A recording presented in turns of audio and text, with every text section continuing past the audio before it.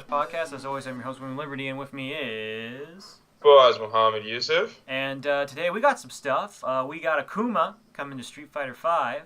We've got new operators from Japan for Rainbow Six Siege. We've got Steep gameplay trailer talking about multiplayer and customization. We've got Last Guardian going gold. And then finally we got a slew of Mass Effect Andromeda news. But before we get into that, let's talk about what we played this week. So I continued my fun adventure with Titanfall 2. Having had a lot of fun with that. Finished the single player.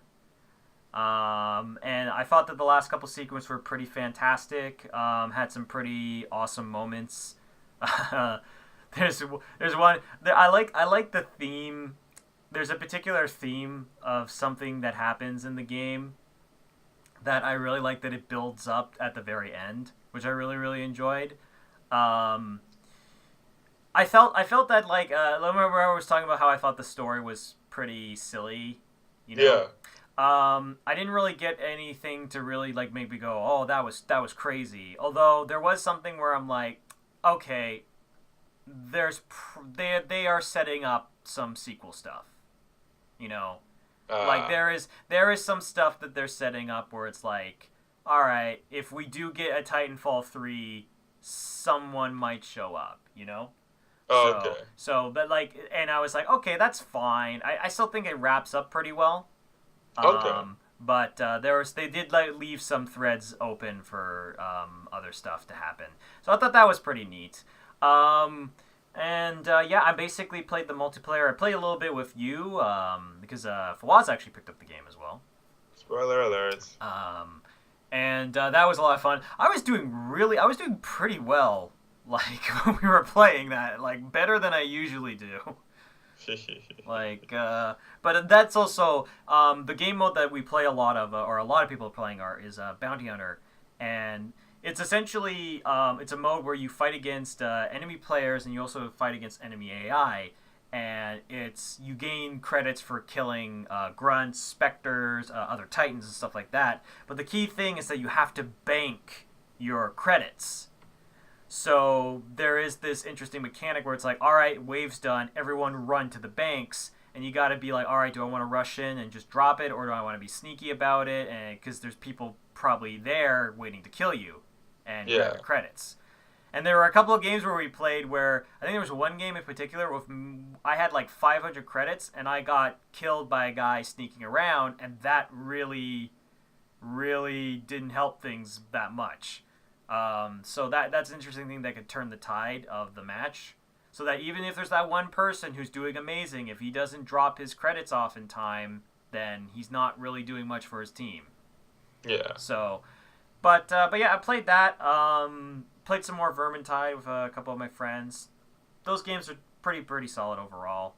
But yeah, that's pretty much what I played this week. What about you, Fawaz? Yeah. Well, as Tanner already revealed, I bought Titanfall 2.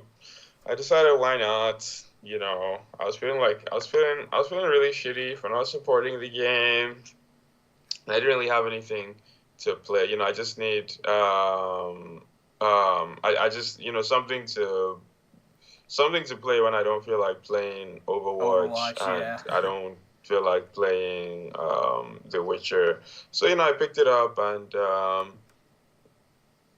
it's pretty cool. It's pretty cool. I played a little bit of the multiplayer last night. Fortunately, it doesn't take very long because all this stuff, a lot of stuff is unlocked, is locked. Yeah. But the ability that I like the most is Stim, and it doesn't take very long to unlock Stim. I think I unlocked Stim after my first game, actually. Yeah. So I was grateful for that, because like the other ability I wanted to try is Phase Shift. I think you unlock Phase Shift at level 23. I'm level 6, by the way. So that's gonna take a while. But one cool thing that the game's multiplayer has is that you get these credits for every game. Mm-hmm. Merits, I think. I don't know how you earn them. I don't know the exact. You earn them through a couple things, and this is something I guess I should mention about it. I really like how the unlock system works, because you gain merits for leveling up. There's certain times of the day called happy hours in which you can get up to like 10 merits just by playing in general. you get merits for leveling up your guns, right? So what it does is that it gives you an incentive to go, okay, I'm not just gonna pick one gun and use that for the rest of the time playing it. I should try out some of the other guns and get some of the merits. I think you also get merits for leveling up Titans.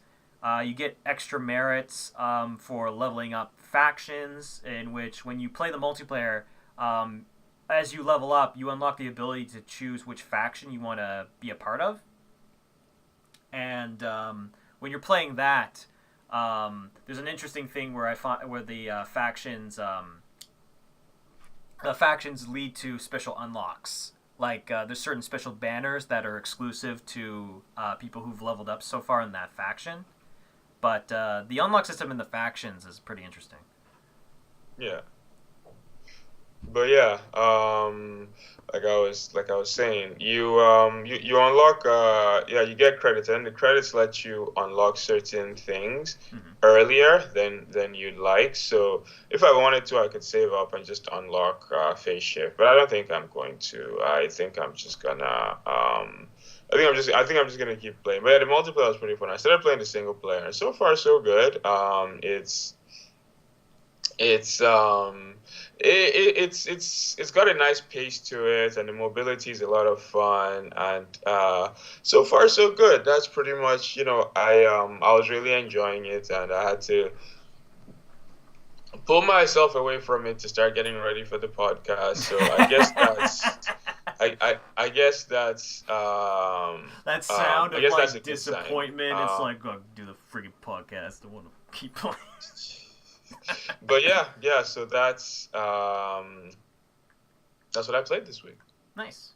All right, so you ready to get into some news? Let's get into some news. Okay. There's a couple of pauses that we're having today. This is a bit of an odd one. Okay, so the first bit of news, Akuma, to the surprise of absolutely no one, Yeah. Akuma has been confirmed for Street Fighter V. Capcom released a pretty cool teaser trailer,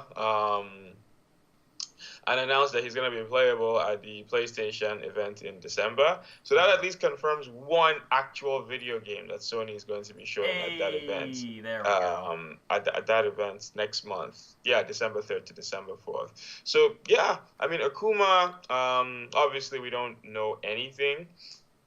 We don't know anything about him. The trailer shows nothing. We just hear the Raging Demon sound, a bunch of punches, and then we see him backing the screen. It'll be interesting to see what like his V trigger is, and his V skill, and his super, because I think they can do a lot of cool stuff with Akuma's kit. All in all, though, he's probably going to be top tier, because I'm yet to see a single Street Fighter game that Akuma is in where he isn't at least top tier. Yeah. Usually broken tier, but I do. But yeah, the it's little gonna be- the little knowledge that I do know about Street Fighter Street Fighter in general is that Akuma is usually pretty solid in most of the games. Oh yeah, The Akuma. character. The thing with Akuma is that he's like, part of his thing is that he has such a big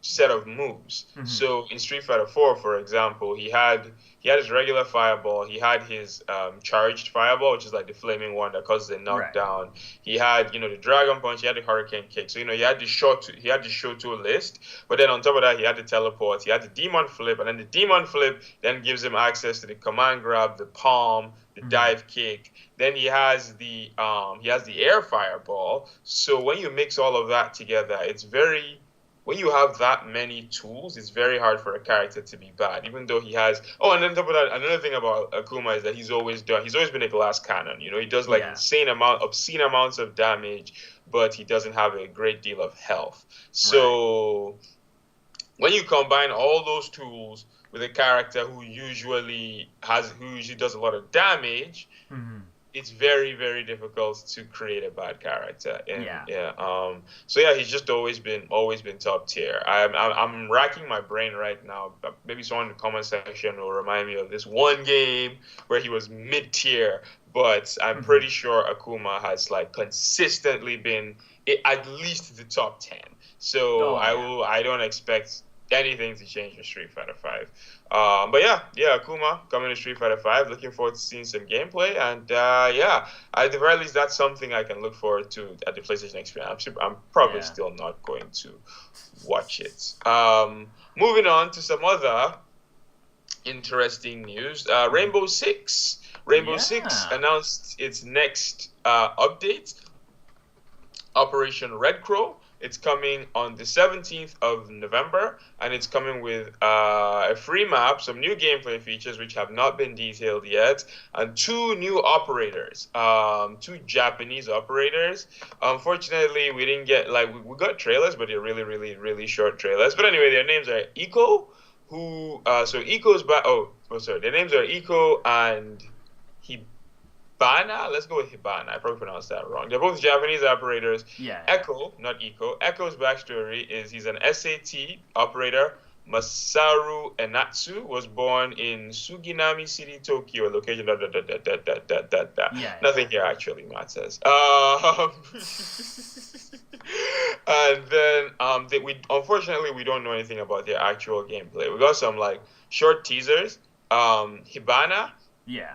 the female operator, she had like a grenade launcher type thing Mm-hmm. that fired off these sticky charges that I'm assuming like break through doors, but we don't know. And then Echo had a little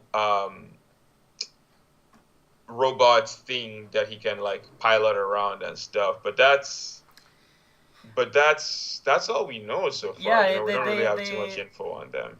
They are certainly being a little bit quiet about some of the details. It's not like Overwatch where they get like a full ability breakdown, which I've always found kind of weird.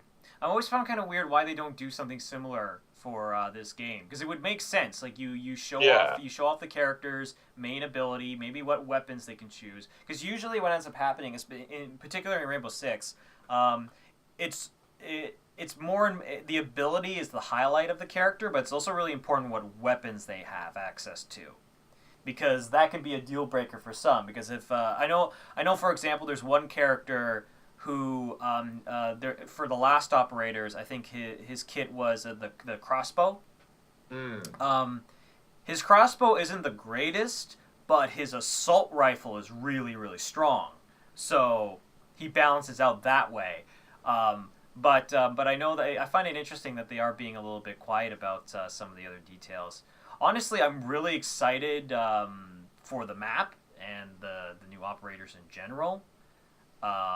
Because I think another thing is that I find interesting in the trailer, the things that throw onto the sticky. She shoots the grenade and those things goes onto the fortified. One of the biggest things about playing offense, which is I'm assuming that she's going to be an offense character, right? Yeah. Is that it's really important to be able to effectively destroy barricades. And this is why a lot of people say you have to have thermite on your team, because if it's like especially if it's a hostage scenario, it's really difficult, because there's certain maps where it's like they can wall off the hostage really, really effectively, and then you're kind of screwed, because if you don't have thermite, you've only really got a limited amount of options of breach, Whereas if you do have thermite, you have the ability to drop a special explosive pack and blow a hole in the wall, regardless if it's fortified or not. So Okay. I'm interested to see if this character's going to be similarly effective as thermite, because I think that's the one thing that I find annoying, is that the fact that you still thermite is still such a strong choice as an offense character, that you kind of feel obligated, like, oh, we don't have a thermite, oh shit, I better switch to thermite, because his ability is just that strong. So I'm interested to see if this character will have a similar effect. Honestly, this is just a personal thing. It's like, man, I'm so excited for these operators. I'm so excited to play with them, but I'm also like, oh, that's right, I'm really not good at this game. I was a lot better in the beginning. And I feel like what happened is that this is what happens with a lot of shooters, I find. is the people who stay with the game after launch, like after like a couple months after launch, are the really good players. And I'm kind of on and off when I play, so I find myself, oh man, I'm not making my headshots. I'm not checking my corners properly. Like freaking Captain Price would just be so disappointed in me. Yeah. And Rest in peace. yeah, and it's just it infuriates me because I see stuff like this. I'm like, I get super excited, but then the reality of going, oh man, I actually suck at this game comes back. I don't know. Not to go too far, of course, but that's one of the things that I actually really like about Overwatch is that it it leaves it it, it supports different skill sets. Mm-hmm. Yes. Like if you're playing CS:GO and you don't have aim, you can't play CS:GO. Exactly. It's that simple. If you and I'm assuming a similar concept is required for Rainbow Six. If you can't aim, you can't play Rainbow Six. But in Overwatch, you can play your McCrees if you have really good hit scan aim, or you can play your Pharahs if you have really good projectile aim, or you can play your Reinhardts if you're very good at positioning and managing cooldowns and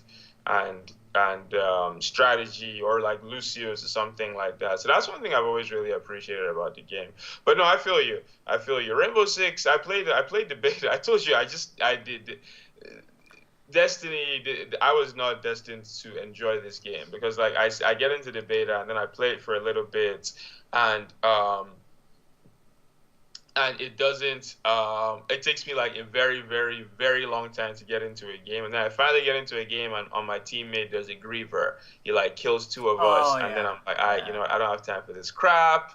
I left the game and I uninstalled, and that's pretty much. Oh no, I think I played like one or two games, but yeah, the servers were shit on during the beta, unfortunately. So I couldn't get into a lot of games. Yeah. And then this is Rainbow Six we're talking about. The rounds last seconds, so when it takes you like 10, 15 minutes to get into a game, and then you die in like the first few seconds.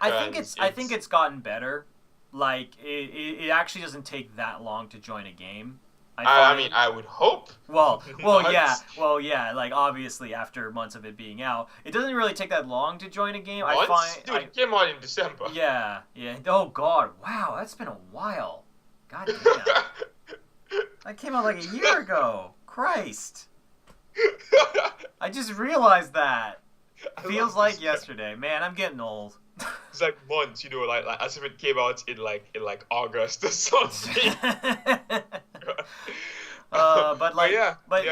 Good stuff. Looking forward to getting more info on this expansion. Yeah. I think this is supposed to be the end of the Operator DLC, which is kind of it kind of sucks in a way where it's like damn, but they I guess in hindsight they did support the game for a year, so that's pretty decent. That's more than other games. Yeah.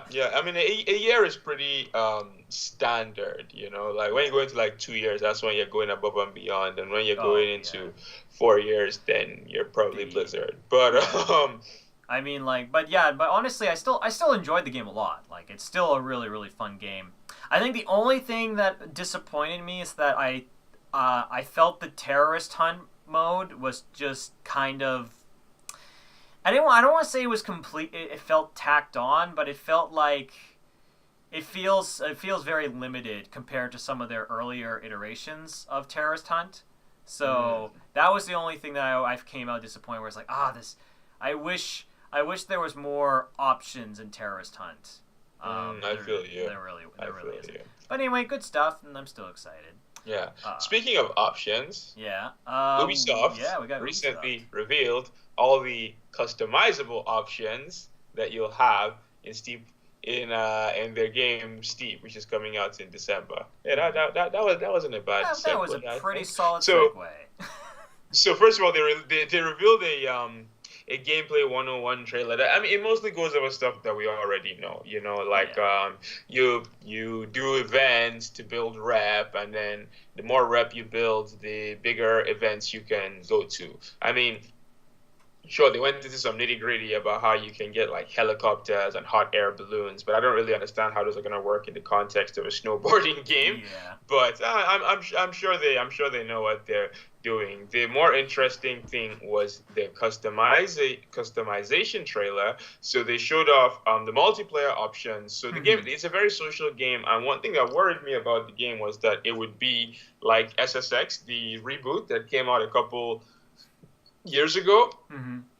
I was worried because in SSX you couldn't actually play against other people. You could only play against their ghosts.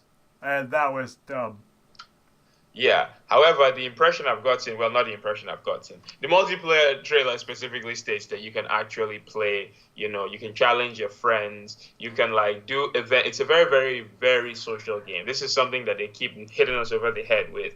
But yeah, you like do an event, you set a time, and then you can post it, share it with your friends. And if any of your friends beats your time, the game will notify you. Very reminiscent of Drive Club, actually. Yeah.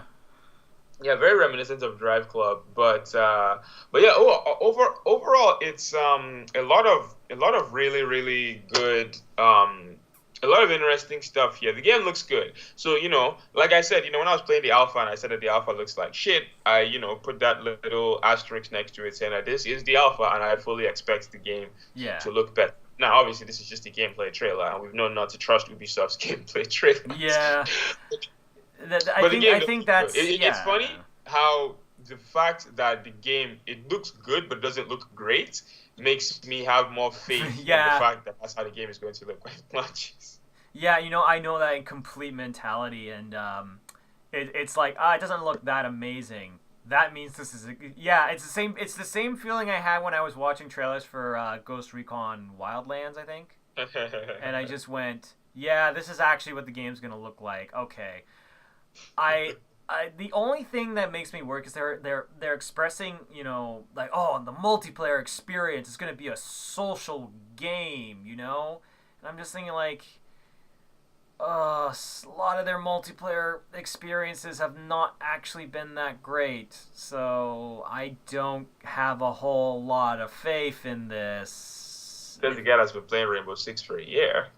Well, that was also a very you also have to take that where it's like that was a small, like, think about it. The map sizes are super small, right? This is a multiplayer game with a huge landscape, and that's why I'm like, I don't know. I mean, I could be wrong. It could just come out great. Maybe the Ubisoft will just prove me wrong. They're listening right now, and they're like, you know what? Fuck you, Tanner. We're going to make this game amazing. We're going to make sure the multiplayer is pristine, and it's going to kick ass. I don't know. I'm worried because I still agree with you. Yeah, because I'm worried about a couple things. Well, one, I'm worried about that, and also, regardless of how good it is, it still will probably require you to use Uplay. Oh my god. Uplay. Yeah, I need to set up a Uplay account to sign up for the beta. So yeah, it'll definitely need Uplay. Oh god, isn't Uplay I don't the understand worst? why Ubisoft doesn't just let that shit go. I mean, when they announced Uplay, it was actually a cool idea because they had like a Uplay website and you gained points. You gained points by playing the games, and then you could use those points to buy like stuff in those games. So you could buy like skins for, at the time it was Splinter Cell Conviction, I think. Yeah, that sounds about right. Shit, that was a long time ago. Yeah, that was like. You could buy like skins for Splinter Cell, and you could buy some stuff for Assassin's Creed, which overall is a pretty cool idea. But then I stopped buying Ubisoft games, so I stopped using Uplay, and now it's just a pain in the ass. It's that's really all it's devolved to. So I wish they would let it go, but doesn't look like they intend to anytime soon. However, I was saying that I do agree with you about the game. I was just being an asshole. I'm not gonna buy this game at launch. I'm probably not gonna buy another game for the rest of this year. Especially since February I'm buying Persona 5. That's going to happen. Damn right you are. Outside of reviews saying that the game actually gives you cancer, I'm probably buying Persona 5 in February. Yeah. So, I just bought Titanfall in November. I'm probably going to skip December and January, or maybe I'll buy something on sale. Uh, uh, uh, the microplay close to my house said the XCOM 2 is probably going to go on sale for Boxing Day. So depending on if it goes on sale and how good of a sale it is, I'll probably buy XCOM 2. But yeah, this if this ends up being good, like if it's getting like crazy reviews and stuff, then I'll probably buy it on sale, but I'll definitely buy it. Yeah. However, if it ends up like every other like Drive Club, no, not Drive Club, The Crew. There we go. If it ends up like The Crew with like 6s and 7s across the board, then yeah, I'll just forget about this. But yeah, overall, so far so good. But we say this with I thought it was I thought it was also interesting some of the customization stuff. I'm like, oh, you can look so freaking stupid. Yeah. I liked it. There's like it was goofy, and I could see like somebody getting that where that it would be fun. But I could see someone in a multiplayer match. They've decked out their guy to look super cool. They've got like really cool like toque and like a bandana, and they've got like nice red jacket on, and then they're racing against some doofus with like a unicorn hat, and it's just flailing all over the place. So that will be interesting, but I guess that's par for the course with these kinds of things. And our next piece of news, very short but good overall. Last Guardian, it went gold. It went gold, guys. So that means no more delays. Yay! So game's finished. Game is finished. It's coming out in December. That seems pretty much confirmed. I heard there was a fun little kafah that happened where somebody that was working for Sony announced it, and then he took down the tweet. And then people were like, "Well, why did you take down the tweet? You said it went gold. Is it not going gold? Are they deleting the files? What's going on?" And then it was no, because Kazurai wanted to say that he wanted to announce that it went gold, and he wanted to do it. So so it was kind of obvious where it's like, whoops, I was supposed to let him do it. I wasn't supposed to do it. So that was kind of hilarious. Honestly, I'm just excited. I'm glad to see that it's gone gold and that it's finished and that it will be coming out and I will be able to play it. And I will finally be able to play a Team Ico game in so long. It feels like an eternity. So that will be very exciting. I really want this game to be good. Please let it be good. Please don't let it be super terrible. I doubt it's going to be terrible, but I really don't. It's been 9 years, man. It's felt like 9 years. Yeah, it's been a while. So it's good to know that it's finally coming. Yeah, it's good to know that it's finally coming. I don't have much to add. That's fine. That's fine. I'm excited for the pre-order DLC. Can't go wrong with that. I'm glad that the only pre-order stuff is the soundtrack. You just get the soundtrack and maybe a better case. There's no pre-order the super duper collector's edition for the secret hidden mission where you ride 2 Guardians instead of 1 or something stupid like that. I mean, that's all that. The whole pre-order DLC thing is mostly an American thing anyway. I guess that makes sense. But I mean, it would be just so cringy if Last Guardian had something like that, because that's just not the place to do that at all. But anyway, cool stuff. On our last piece of news, a bunch of Mass Effect Andromeda stuff came out. Just tons of stuff. We got a gameplay trailer. We got Welcome to the Initiative trailer. Got a bunch of little news tidbits, stuff like that. But overall, some really interesting stuff. The gameplay trailer was pretty interesting. They showed off the new enemy, or at least very briefly showed off the new enemy, because I don't think we even got a shot of the face of the enemy, to be honest. We got a couple of characters. I was surprised because I was reading through some of the articles. I think the Asari with the tattoo on her face, I think her name is like Pepe, which is like really weird. That's a weird name to name your protagonist, but okay. What's the name? Pepe. I think I'm gonna double check that because that sounds too ridiculous. Also, there's a super edition which we'll get to of the game. Let me see if I can find it. I just want to confirm. That's environmental stuff. God damn it. There's too many articles. I guess that's one thing we can also talk about is that they released the news for this game in a very weird way, where it was very like all over the place. Like you were complaining about it. Yeah. Like it's just, it was like okay, here's one article. Oh, new trailer. Oh, here's another article. Oh, okay, this little bit of news. Here's another article. Oh, this little bit of news. Oh, here's another. It's like. Or you could just release it as one. You know, you could have done that too. But sure, that's why make things easy for us. So apparently we're getting our first actual gameplay at the VGAs or VGXs or whatever they're being called now, which I appreciate because, like I've said multiple times on this podcast, I think anyway, the VGAs have been shit for the past this entire generation, the PS4, Xbox One generation, the VGAs have been terrible. Not the greatest. So this is probably the biggest game that they've ever had. So that's already. I mean, no matter how little. Yeah, I think the other big one that's already progress in itself. Oh yeah, exactly. I think the other big one is that The Last of Us got a trailer at the VGAs when it was coming out. Did it? Yeah, it did. There was a whole live orchestra. Yeah. The composer for The Last of Us music, Gustavo, came out with his awesome acoustic guitar and started playing The Last of Us theme. And then it transitioned into the story trailer. But yeah, that's 2011 though. No, but I'm saying that still happened at the VGAs. Yeah, but what I was saying was. Oh, you're saying like literally the last 2 years. When I said this generation, PS4, Xbox One. Yeah. Wait a minute. I'm checking. 2011. Well, I mean, is The Last of Us on the PS4?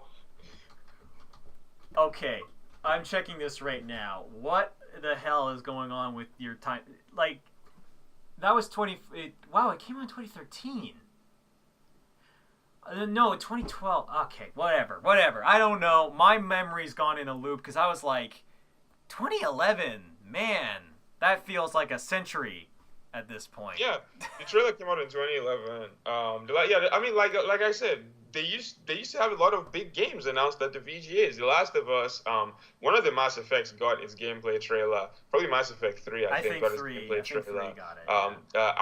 Arkham Asylum or Arkham City got announced. Halo Reach got its first gameplay at the VGAs. Skyrim got announced at the VGAs. Like, big games used to get announced at the VGAs. And then the past couple of years, we've had a bunch of Telltale games and a lot of low key announcements, and it's kind of like it was funny. It was funny. Remember back in the day when that one VGX that was really not great, where the highlight of the show was No Man's Sky. Oh my god.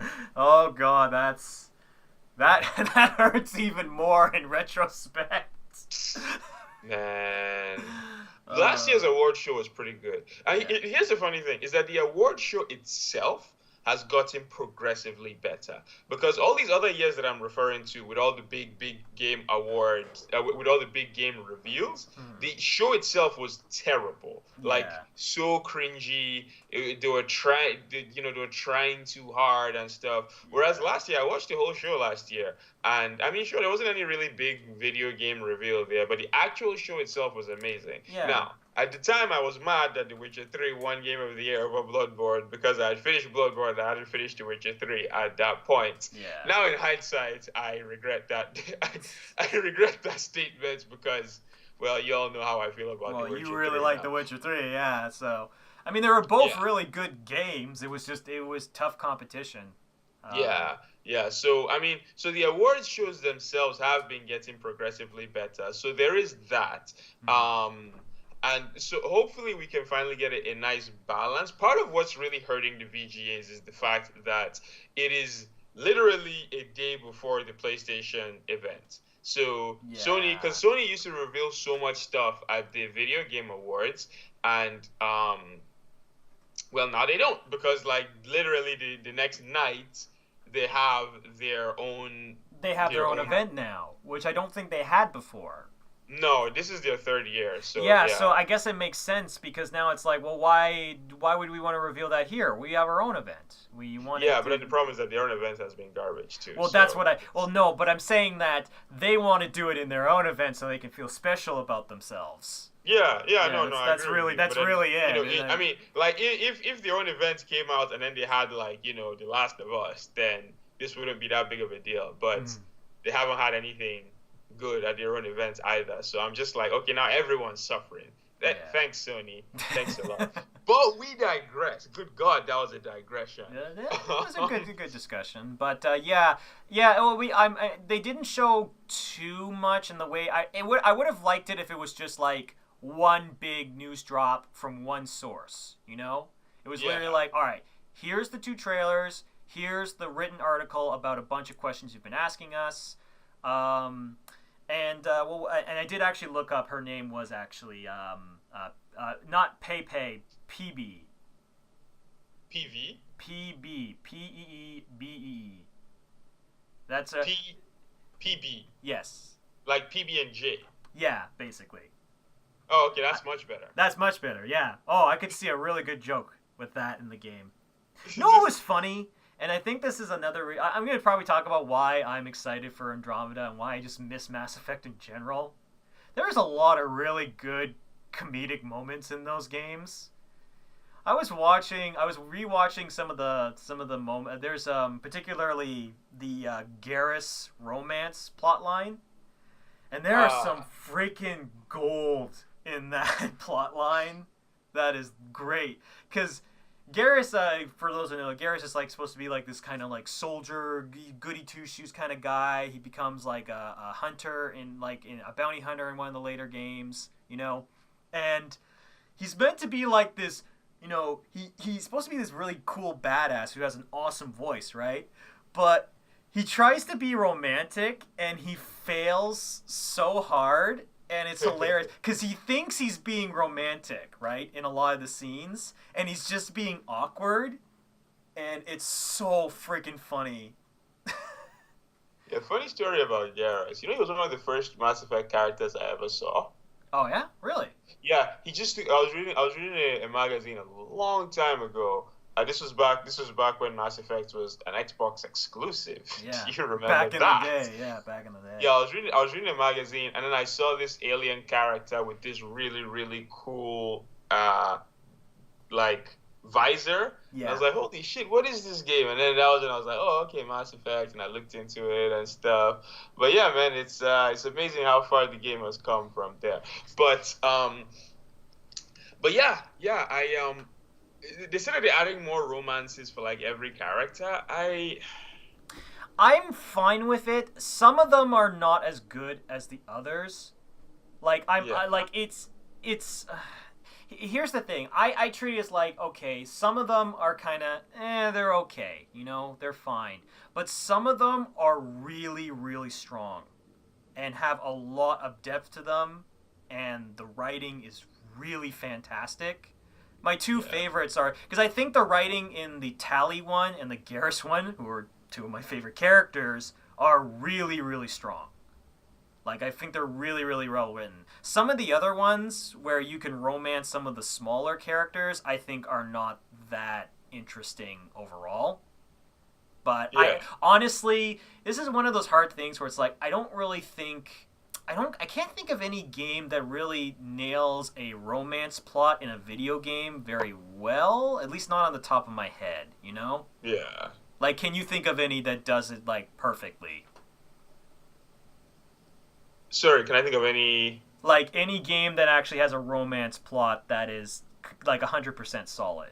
you know? Honestly, like I shit on the Mass Effect series and I shit on BioWare a lot, but I think when it comes to romance, I can't think of any. Okay, okay, that's not entirely true. The romance in The Witcher 3 is really good. However, it has an advantage because there's literally There's only two. literally a there's literally well, wait, you said two? Yeah, Oh, Tristan. two choices. Okay, yeah, that's fair. And also there's the books and that has like a whole established thing. I mean, I really need to I need to finish two because I was doing the whole Trish stuff and I wasn't exactly impressed by it, but maybe I just need to get farther. But You really need to skip that I game. no, I don't want. You keep telling me to skip two, and I'm like, no, unless there is a like 10-hour like play by play of all the shit that happens in the others games, I can't skip it. I'm just not gonna do it. But anyway, the other thing they also announced in this slew of announcements, they did confirm loyalty missions, which was one of my favorite parts about Mass Effect 2, that loyalty missions will be back for this game. Um, they're going to be optional this time. And I think how the guy explained is that, like, in Mass Effect 2, they were technically optional, but you were really recommended to do them because they affected how many people would survive in the end. You know, during the suicide mission at the end, right? Yeah. And they didn't really feel very optional when that became a dire information, you know? Um, and one of the other things is that the what I like about it, I guess, is that they're saying that like if you beat the game, for example, you can go back and Yeah. do the loyalty missions, right? Oh So yeah, yeah. yeah, so and I like that because you couldn't do that in two. In two, there was a certain cutoff point where you couldn't do loyalty missions. I mean, I So don't know. I mean, obviously, we're gonna have to see how this works out in the game itself. But I liked the fact that they're because part of the reason, obviously, I can't use Mass Effect 2, so I'm using Dragon Age Inquisition and The Witcher 3 as an example, right? okay, okay. Is that there were I mean there weren't like loyalty missions in The Witcher 3, but there were things that are similar to loyalty missions. Hmm. And it culminates in this one mission that is made easier based on how many of them you've done. You know, and I'm hearing that's very similar to Mass Effect 2. Yeah. Then Dragon Age Inquisition also has something similar where certain things change based on how loyal your teammates are when you do those missions. So long as those things are still a thing in Andromeda, Oh then I'm yeah, fine yeah. with them giving you the option to do the loyalty missions whenever you want.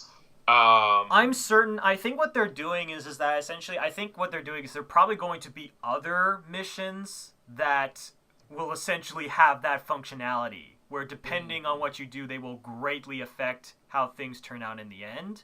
But Yeah. I think what they're trying to do is that they're trying to make it so that people don't miss out on the loyalty missions, which was something that I do know some people were really annoyed by, where they went, shit, I didn't do the loyalty mission, and now I gotta like reload an old save or something like that, or start a completely new profile. So I know a lot of people who are pissed off with that aspect, but I do understand where it's like some of the weight of the loyalty missions, I guess, will be lost because of this. You know, Yeah. which I I don't get, think I that. get. But it depends. It depends on how it's pulled off because we don't know. This is all we know about the loyalty missions in general. Like we don't know Yeah, um, exactly.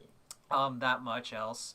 I thought what was really interesting was I was looking at the enemy alien, and it got me thinking of a couple things because I'm like, I wonder if this is going to be a returning race or not, Mm. because I think the Protheans, yeah, I think that's what they're called. So there's this really interesting thing in the lore of Mass Effect where it's like the Protheans are like this one race of aliens that fought the Reapers, which are like the big bad, like destroy all life, you know, kind of aliens that you're fighting against in Mass Effect, right? Yeah. And throughout most of the game, the Protheans, I think that's what they're called. I could be wrong, but the Protheans are like they're made up. All the history that you find about them is like they were these really great race. They were like peaceful, and they came together to create great technological advances, and they were the pioneers of the universe, right? and they're like put up on this like pedestal of being like this great alien race. And in Mass Effect 3, you find a cryo chamber which has the one remaining, what's the word? Supposedly the one remaining Promethean alive, and you get him out, and it turns out that everything about the history of the Protheans has been completely not correct, and that they were more like a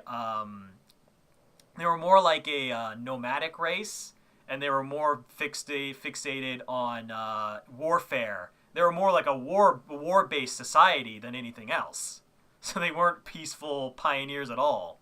So what makes it interesting is I'm looking at the alien design. I'm going like, is that like a Prothean? You know? So maybe that's a return, and that would be kind of interesting. The other thing that I thought was also kind of interesting is that, you know how people were talking about, is this a prequel or a sequel? Yeah. I think at this point it doesn't really matter, because it seems like you are going so far beyond the Milky Way in general. Like, you're going so far beyond that particular part of the galaxy that the events of Mass Effect 1, 2, and 3, I don't think are going to really affect Andromeda that much. It seems like it's trying to be its own separate thing, right? But I am still a little bit annoyed because I still kind of want to know, you know? Yeah. I want to know where in the timeline this takes place. And then I'm just trying to think of anything else. Overall, they did announce... I wasn't really impressed with the collector's edition that they announced, because it's just like a dumb RC car. Because it's like, I don't think that's worth, like, God knows how much they're going to be charging for it.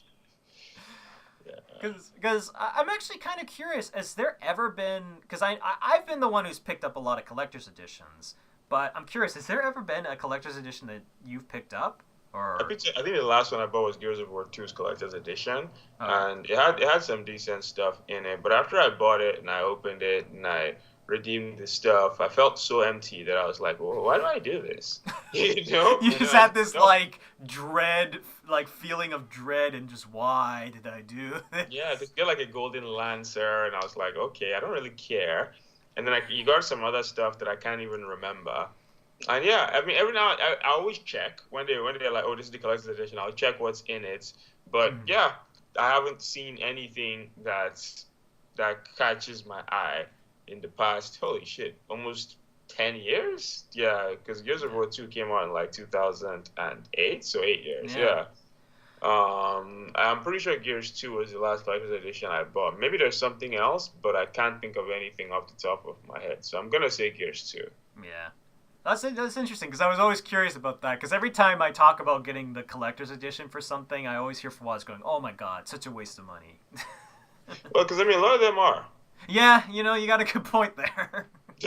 I mean, like you said, you just mentioned that the Mass Effect thing has like an RC car. You had like the Halo 3 one that had a helmet that you couldn't even wear. Yeah. You had Modern Warfare 2 that had infrared goggles. Oh wow, thanks a lot. So I really needed those. I really needed that.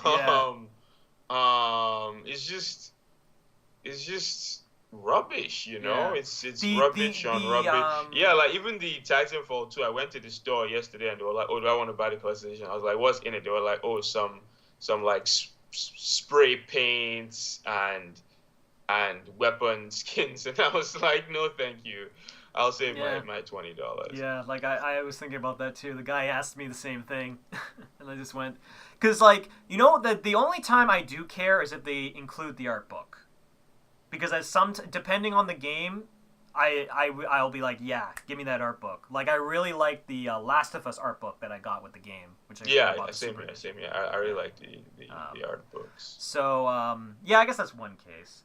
The only other thing that I wanted to say, I guess, before we move on about Mass Effect, is that I'm specifically with the Asari character, I really do like, and I really hope that they do this with Andromeda, is that I like that the cast seems different than the original. Like the last Asari character that was in your crew was she was kind of like a goody two shoes from the most part.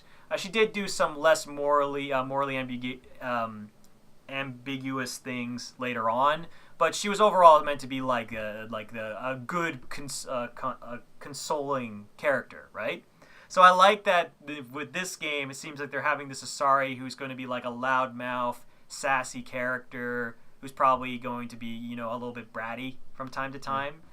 So I kind of like that they're trying to maybe work with a completely different dynamic, because I think the one thing that does worry me is if the new cast of characters is too similar to the old cast, Yeah. Because I kind of don't want that. I want to see the other thing I also want to see is I want to see hopefully that the new crew has a bunch of new races, or like at least like, because there's some races in the game that you never get like a squad member that's part of that race.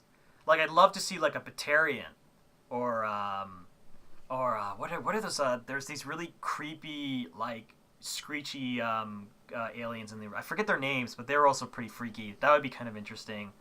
But overall, I'm really excited. I was pretty happy with the news overall. We're gonna see more at the VGAs anyway. So I'm excited for that. I really want a release date, though. I've been kind of dying for a release date, and overall, I think after watching, after rewatching, after I saw the trailer, I went and rewatched a bunch of old Mass Effect stuff, and I was like, man, I miss the universe. I miss the world in general, and that's what that's why I'm kind of like, I really want to get back in, and I guess the other really quick thing is that the pre-orders did come out, and it did pseudo confirm that there will be co-op, like that Horde mode from 3 will probably be back, which is good because I had a lot of fun with that. And since I know a lot more of my friends are probably going to pick up Andromeda on the same system as me, I'll be able to co-op with a bunch of people, which will be fun.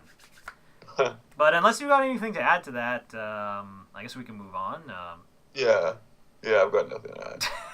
Okay, it's fine. I'll be the one guy, the one lone guy, all alone on my island of Mass Effect. But before we wrap things up, we got you got the questions of the day for today. Well, J Streets wanted to ask us again about our top villains, right? Yeah. So so the first thing was that J Street said that we didn't mention our top villains, even though I'm pretty sure we did, but whatever. I needed to change my list anyway, so so my top 5, I made some changes since last time. Kerrigan, GLaDOS are still on it, but I also added Sephiroth because he's Sephiroth, and I added Arthas because I really like Arthas' story. Now, to be fair, he's Anakin Skywalker. His story is so similar to Anakin Skywalker's. It's not even funny.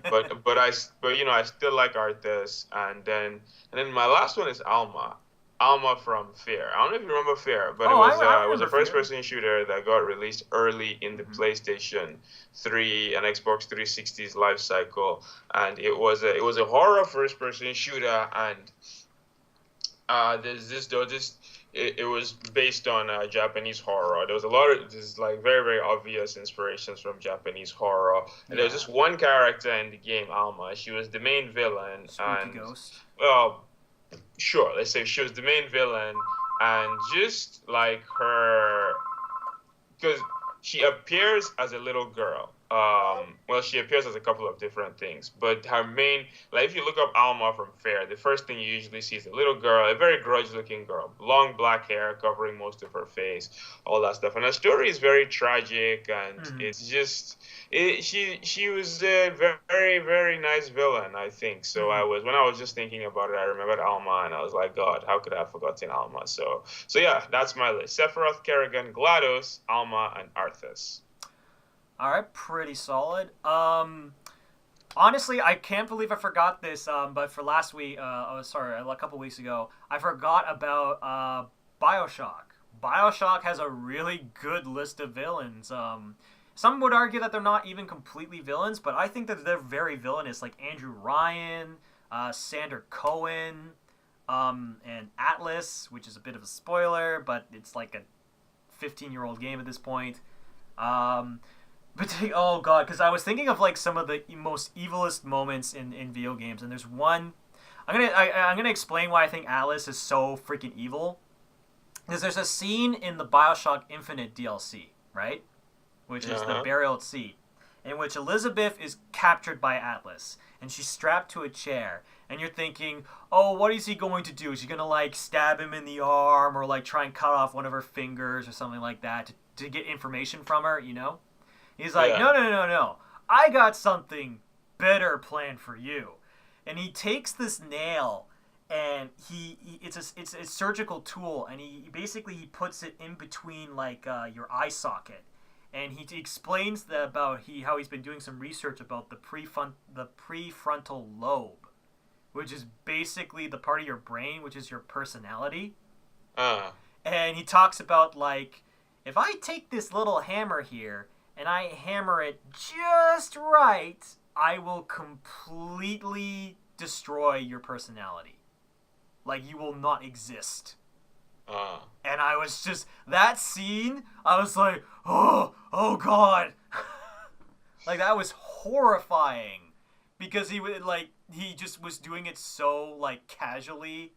And, oh god. It was pretty fantastic. Also, Gladys is really, really good. Gladys is a really, really great villain. I think those are some that I would say. But yeah, definitely, BioShock has a really good cast of villains. In general, like, they're all, what I really like about the cast in BioShock especially is that every character in that game, they have really concrete motivations, you know? I think the worst thing that can happen in a video game is when the villain's goal doesn't make any sense, you know? Like, that's always a bummer, you know? Yep. So I really, really enjoyed the sophistication of a lot of the villains in BioShock. So I guess those would be my picks in general. Okay. But yeah, in regards to the actual question of the day, so Jay Strings asks, what are your thoughts about the Assassin's Creed movie and how do you think it will do? So I haven't really been following the Assassin's Creed movie because at this point I've just given up on video game movies as a whole. But I think it's going to flop. If I'm being completely honest, I don't think it's going to be very good, and I think it's going to flop at the box office. First of all, it's working on a $200 million budget, so it's probably going to need like 500 mil at least to break even. It's coming out. I mean, the release window is a smart release window. It's not coming out in the summer, so it's not competing against. Yes. It's coming out around Christmas. Wait, actually, that's not a smart release window because isn't Rogue One coming out around the same time? Oh Jesus! Yeah, I didn't even think of that. Yeah. Rogue One's coming out December 16th. It's coming out December 21st. This movie is going to bomb so hard. Good gracious. Well. Yeah, and it's one of those things where it's like, yeah, you could argue that it's like, well, this looks, it's got some actors behind it, some like acting talent behind it. Michael Fassbender's a really good get, but yeah, I didn't even think of that. Yeah, Rogue One is going to destroy it because Rogue One is going to eat this movie for breakfast. It's a shame because it's like I'm looking at it and I'm like, I don't know if it's going to be bad or not. I think it's going to probably be okay, but it depends because there's very little that they've shown about the story in the trailers, you know? Yeah. So I don't know what the story is. And that's always the thing that bums me out about video game movies is that the stories in the video game in the movie is usually garbage.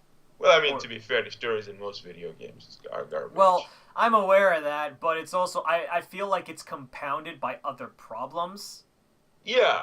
But I'm curious because like it's a weird thing where I never was really invested in the Assassin's Creed storylines in general. So and they're very loose, you know.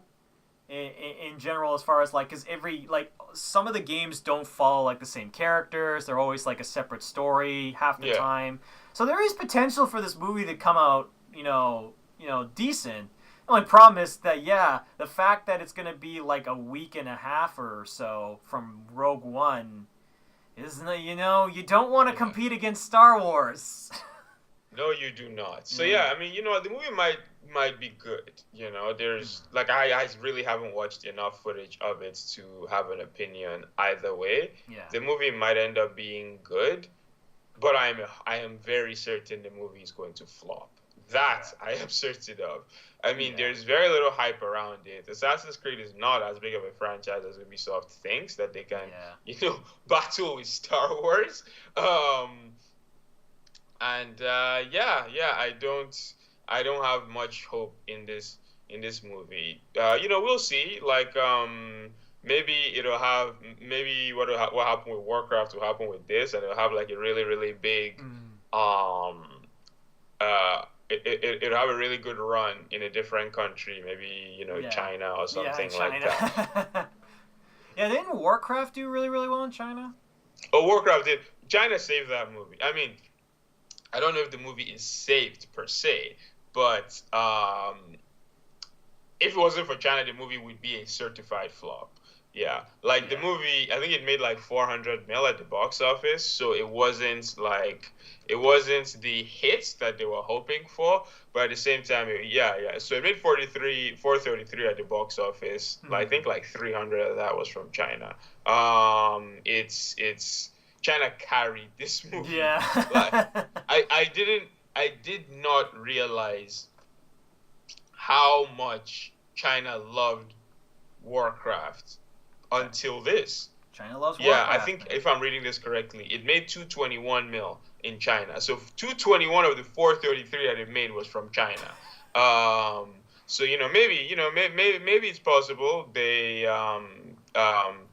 have they struggled in America, but they do really well in a different country. But I'm so sure this is not going to do well in America. Yeah. I don't know why they picked December. Like a lot of times, I feel like what they should have done? January.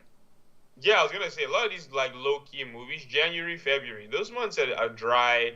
That's where all the Oscar movies are. So people that want to just go and like want to go out and watch like just something stupid or something simple, then they can really, because if you don't want to come out in the summer, because then you're battling Marvel, you're battling DC, and you're battling all these massive franchises, Transformers, Fast and Furious, all this rubbish.